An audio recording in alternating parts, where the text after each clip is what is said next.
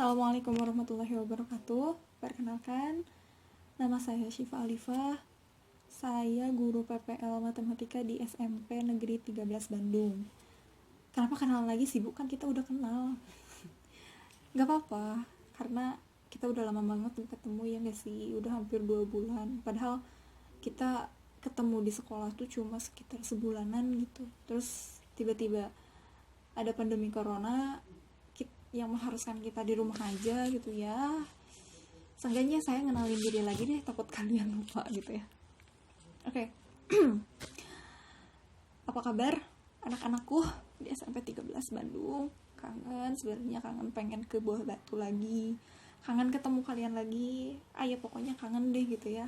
Udah mulai jenuh gitu ya di rumah aja. Tapi gak apa-apa, mari kita berdoa di bulan yang suci ini. Mudah-mudahan segala yang tertimpa, segala yang terjadi di bumi ini mudah-mudahan segera berakhir, dan mudah-mudahan bumi ini segera sembuh gitu ya. Oh iya, pada kesempatan kali ini kita akan belajar tentang statistika. Tapi sebelum belajar, berdoa dulu ya, biar berkah ilmunya. Yuk berdoa menurut kepercayaan masing-masing, dimulai.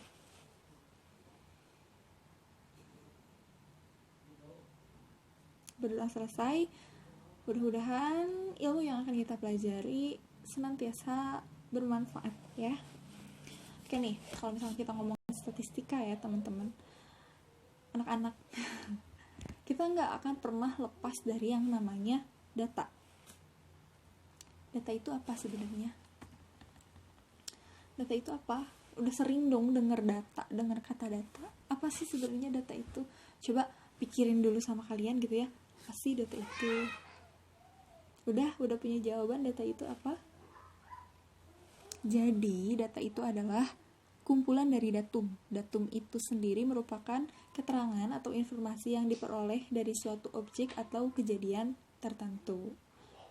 Jadi ya, data itu kumpulan dari datum. Datum itu bentuk tunggalnya dari data gitu ya. Terus sebenarnya kalian udah pernah belajar tentang statistika ini, iya nggak? Coba inget nggak di kelas berapa kalian belajar statistika? Di mana aja? Pas kapan aja kalian belajar statistika, dan materi apa yang kalian ingat kalau misalkan kalian ngedengar kata statistika?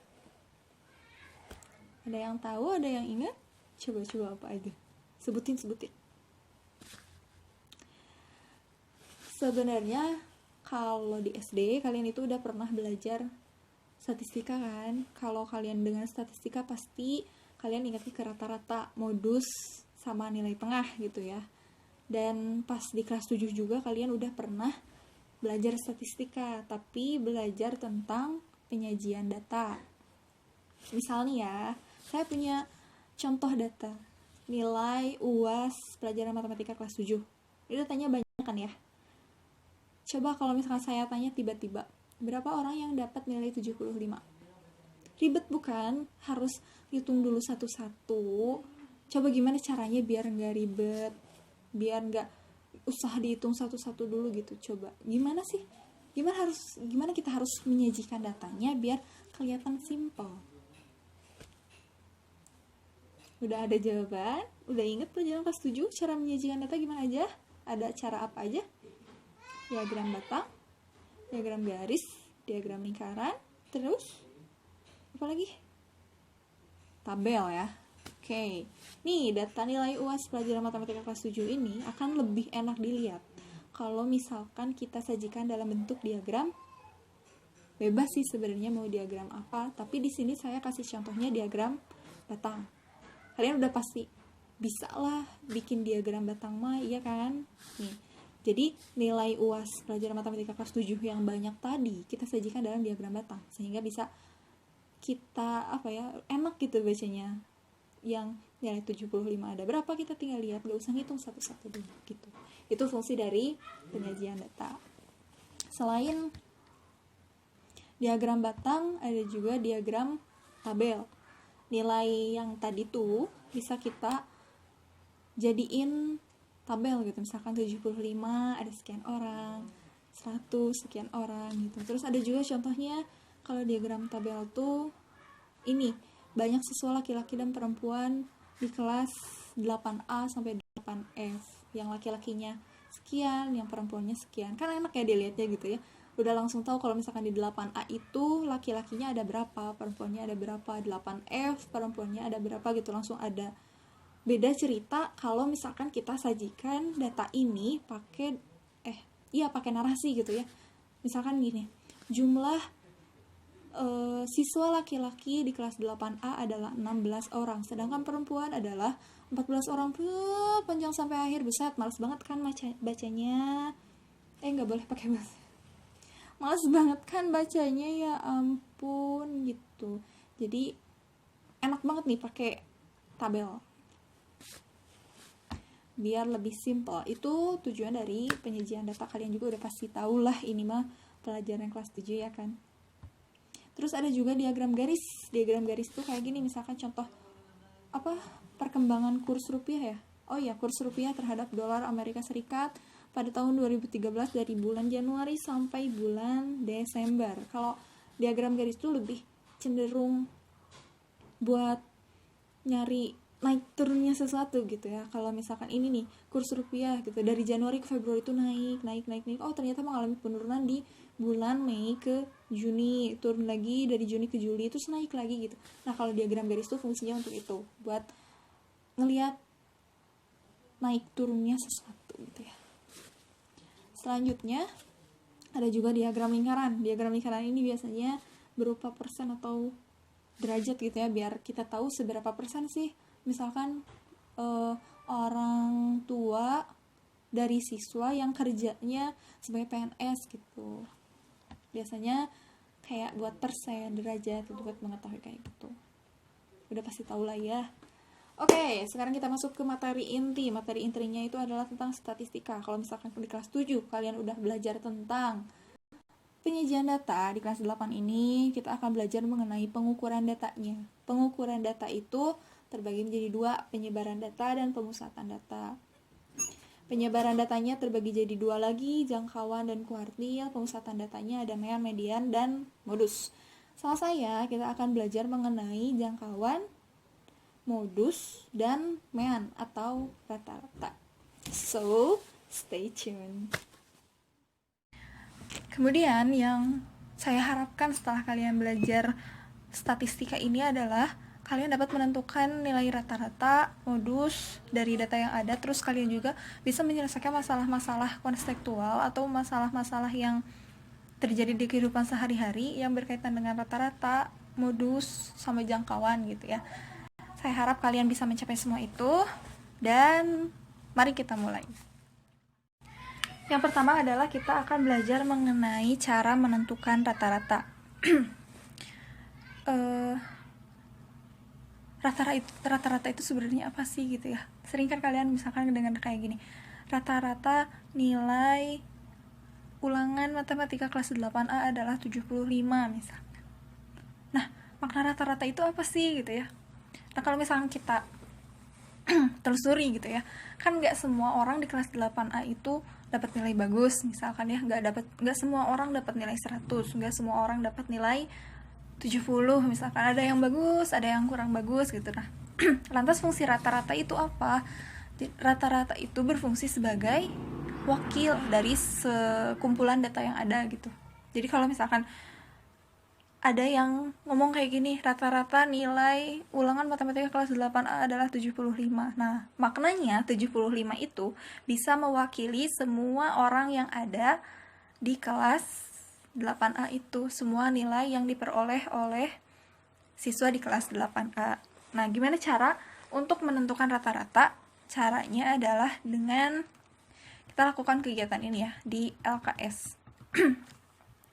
Misalkan ini nih, Andi, Bena, dan Budi memiliki sejumlah kelereng. Jika jumlah kelereng Andi ada 4 butir, jumlah kelereng Bena 6 butir, dan kelereng Budi 5 butir, berapakah rata-rata jumlah kelereng yang dimiliki mereka? Untuk menentukan rata-rata kelereng yang dimiliki, karena ada 3 orang nih yang memiliki kelereng, siapa aja tadi? Andi, Bena, sama Budi. Maka semua kelereng yang ada kita masukkan ke dalam 3 wadah. Jadi wadah ini mewakili orangnya. Jumlah semua kelerengnya berapa? Andi punya 4 butir. Bena punya 6 butir. Terus Budi punya 5 butir. Jumlahnya ada berapa? 4 tambah 6 tambah 5 berapa? Ya, betul, 15 ya. 15 butir. Nah nih, di sini udah ada kelerengnya. Kita masukin. Kelereng Andi dulu kita masukin. 1 2 3 4. Nah, cara masukinnya tuh kita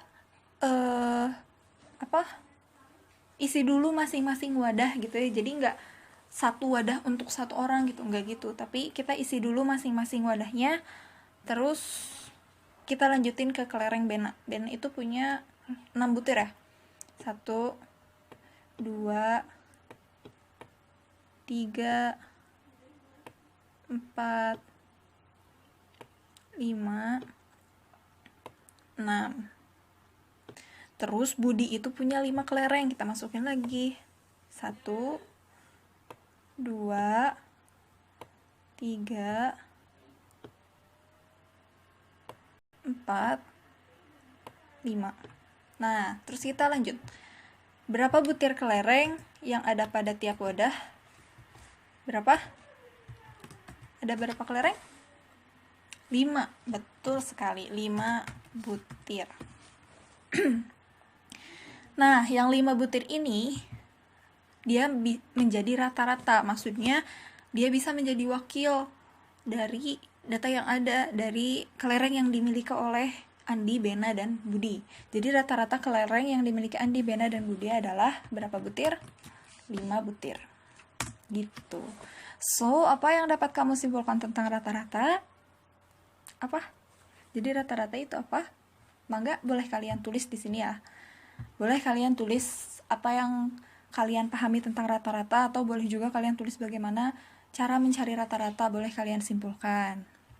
Nah, selanjutnya ada kegiatan tentang ada soal untuk menentukan rata-rata pengunjung di klinik gigi dalam sepekan jika jumlah pengunjung disajikan dalam diagram batang berikut.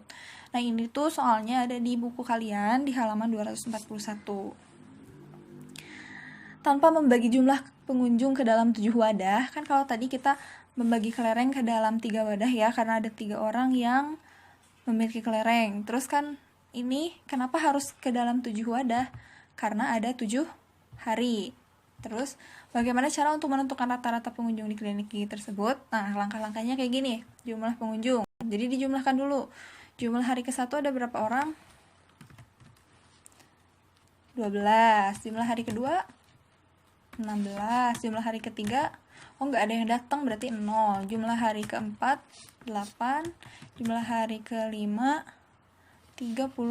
Jumlah hari ke-6 28. Terus jumlah hari terakhir 17 orang. Ini jumlahnya berapa? Silahkan kalian hitung dulu ya. Boleh di pause dulu video ini. Kalian tentukan dulu berapa jumlahnya. Ini tuh 114.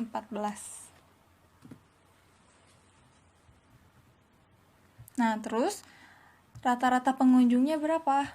Berarti kan jumlah semua pengunjung itu dibagi dengan jumlah hari yang ada. Jumlah semua pengunjungnya berapa? Ini, yang ini.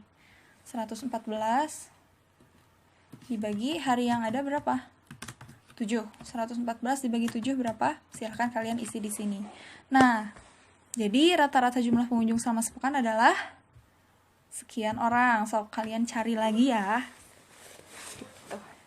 Jadi kesimpulannya, MEAN itu adalah jumlah data dibagi banyak data. Jumlah datanya, semua data yang ada kita jumlahkan, kayak ini 12 tambah 16 ditambah sampai ditambah 17, terus dibagi banyaknya data. Banyaknya data tuh yang ini, 1, 2, 3, 4, 5, 6, 7, ada 7 data gitu. Terus yang kedua kita akan belajar mengenai modus. Modus itu apa sih? Kalian udah sering denger kan ya, modus itu apa? Modus itu apa? Bukan modal dusta ya, bukan. Modus itu apa? Modus itu dalam statistika artinya data yang paling banyak muncul. Bu, kenapa sih kita harus belajar modus capek-capek gitu ya? Buat apa sih? Apa gunanya dalam hidup gitu ya? Kalau misalkan kalian sadar gitu ya, kalau kalian pilih KM nih, misalkan pakai voting atau suara terbanyak misalkan, yang menang tuh yang gimana sih? Yang paling banyak milih kan orang dengan suara terbanyak. Nah itu tuh sebenarnya modus anak-anak, itu tuh penerapan modus dalam kehidupan sehari-hari itu kayak gitu. Terus contoh yang lebih besar apa lagi gitu Bu, pemilihan presiden kan itu pemilu ya, pemilihan umum, yang menang yang gimana, yang lebih banyak milih, karena itu tuh sama juga, itu modus. Jadi sebenarnya statistika itu gak bisa lepas dari kehidupan sehari-hari gitu ya. Nah, untuk memahami konsep modus, aku akan kegiatan berikut. Berikut ini merupakan data film kesukaan siswa. Film jenis apakah yang paling banyak disukai siswa? Nah, ini salah satu penerapan modus dalam kehidupan sehari-hari untuk menentukan sesuatu yang paling banyak disukai oleh siswa misalkan ya. Nah, ini tuh ada di halaman 247. Caranya gimana menurut kalian? Caranya adalah dengan menyajikan data di atas ke dalam tabel. Coba ya, jenis filmnya ada film apa aja? Yang pertama ada film apa aja? Komedi. Yang kedua ada film, oke betul, drama. Yang ketiga film horor. Terus terakhir ada film action. Terus itu gimana? Misalkan nih, komedi nih yang ini. Oh, berarti ada yang milih komedi 1. Berarti kita masukin di sini. Mana ya? Pokoknya kasih terus di sini 1 gitu ya. Kita pakai apa ya? Mana ya terusnya? Nah, ini. Kita pakai terus 1. Terus drama, ada drama 1. Terus aja kalian sajikan data ini ke dalam bentuk tabel. Biar apa? Biar kalian tahu film mana yang paling banyak disukai oleh siswa. Coba kalian selesaikan tabel ini, kemudian kalian tentukan film mana yang paling banyak disukai oleh siswa, terus tentukan juga jadi modus dari data tersebut adalah jenis film apa. Siap? Kalian pause dulu ya video ini ya. Kerjain dulu, oke? Biar kalian paham. Terus yang ketiga, kita akan belajar mengenai jangkauan. Jangkauan itu apa? Jangkauan itu adalah sebuah ukuran untuk mengetahui seberapa tersebarnya sebuah data. Nah, untuk cara nyari jangkauan itu adalah data terbesar dikurangi data terkecil. Nih ya, ada 2 kegiatan. Kegiatan pertama adalah mengenai lama pembicaraan di telepon di halaman 260 di buku kalian. Boleh kalian buka. Berikut ini merupakan data lama pembicaraan yang dilakukan oleh sekretaris, dinyatakan dalam menit. Tentukan jangkauan dari data tersebut. Tadi kata saya udah dijelasin kan kalau jangkauan itu adalah data terbesar dikurangi data terkecil. Berarti kita cari nih data terbesarnya di berapa gitu ya. Data terbesar berarti paling lama sekretaris itu melakukan pembicaraan di telepon berapa menit? Coba berapa menit? Iya betul, 35 menit ya. Kita isi di sini 35. Terus paling sebentarnya berapa? Data terkecilnya berapa menit? Udah nemu berapa? Betul sekali, 4. Berarti jangkauannya adalah 35 dikurangi 4. Berapa tuh? Oke, 31. Kegiatan keduanya, berat badan siswa. Ini ada di halaman 260 juga. Berikut ini merupakan data berat badan siswa di kelas 8D dalam kilogram. Tentukan jangkauan dari data tersebut. Jangkauan itu data terbesar dikurangi data terkecil. Data terbesarnya berapa? Ini ya, yang paling gede nih yang ini. 48 kg. Siswa paling berat di kelas 8D adalah 48 kg. Kemudian, yang paling ringan di kelas 8D berapa orang? Berapa kilogram? 43. Oke, jadi jangkauannya berapa? 48 dikurangi 43? 5. Sip, itu jangkauannya. Nah, sekarang coba perhatikan. Jangkauan, tadi kita nyari jangkauan ini nih. Dia jangkauannya 31. Kemudian ini jangkauannya 5. Kira-kira apa sih peran jangkauan terhadap data yang ada? Kalau ini kan jangkauannya besar ya, 31 gitu. Kalau ini jangkauannya kecil, dia cuma 5. Apa sih sebenarnya fungsi dari jangkauan untuk mengetahui apa? Udah nemu? Udah? Jadi jangkauan itu untuk mengetahui seberapa tersebarnya data kan. Nih kalau ini 31, datanya tersebar dari 4 sampai 35. Berarti datanya tuh lebih bervariatif gitu, lebih banyak variasinya. Ada 8, ada 12, ada 4, ada 10, 35, 16, 18 gitu ya. Jadi si datanya tuh lebih, si jangkauannya tuh lebih banyak gitu. Dalam arti si data itu tuh tersebar dari 4 sampai 35. Dia tuh lebih bervariasi gitu ya, lebih banyak, lebih lebar, lebih besar jangkauannya gitu. Kalau misalkan yang ini dia jangkauannya 5, berarti si jangkauannya tuh cuma sempit gitu si jangkauannya tuh. Dia datanya tersebar dari 43 sampai 48. Jadi datanya hanya ya sedikit gitu ya jangkauannya. Dia datanya hanya 43, 44, 45, 46, 47, 47, 48 gitu. Jadi lebih sempit jangkauannya gitu. Jadi si datanya tuh tidak begitu tersebar. Itu mengenai jangkauan. Jadi apa yang dapat kamu simpulkan dari kegiatan 1 dan 2? Nah, sebenarnya yang tadi ya, yang tentang kalau jangkauannya kecil berarti datanya gimana, kalau jangkauannya besar berarti datanya gimana. Nah, itu sebenarnya kesimpulan. Udah beres LKS-nya segitu. Jadi saya tanya lagi ya, MEAN itu apa? Rata-rata cara nyari rata-rata gimana? Jumlah data, semua data yang ada kita jumlahkan semuanya, dibagi banyaknya data berarti ada berapa data, kita jumlah datanya dibagi dengan banyak data yang ada gitu ya intinya. Terus kalau modus itu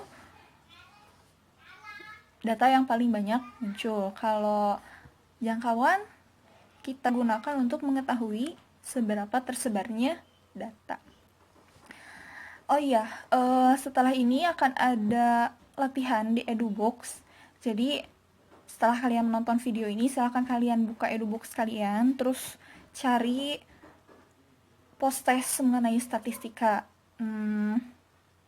Itu langsung masuk akun Bu Deti, jadi nilai yang kalian dapat di EduBox di post-test itu akan langsung masuk ke Bu Deti, nggak ke saya dulu gitu ya.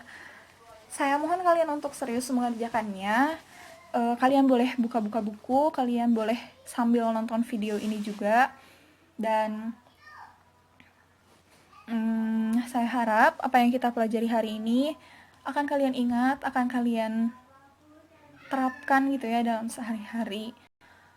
Semoga apa yang kita pelajari hari ini juga menjadi keberkahan bagi kita, dan mari kita berdoa menurut kepercayaan masing-masing.